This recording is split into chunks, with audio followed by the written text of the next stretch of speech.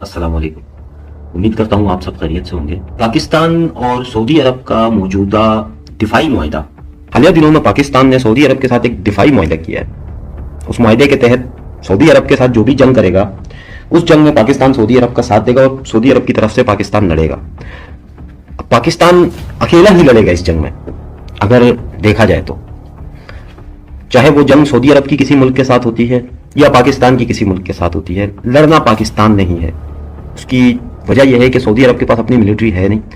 Saudi अरब ने हमेशा अपनी गोद में लाकर मगरबी ममालिक को बिठाया हुआ है। सऊदी अरब के अंदर और बाकी अरब ममालिक के अंदर, मिडल ईस्ट के अंदर, ये बरतानिया और अमेरिका के फौजी अड्डे आज भी मौजूद हैं, जो कि फ़ाल हैं, और उनमें उनकी फ़ौज भी है, उनके इक्विपमेंट्स भी हैं, उनके साजो सामान, हथियार, सब कुछ मौजूद है।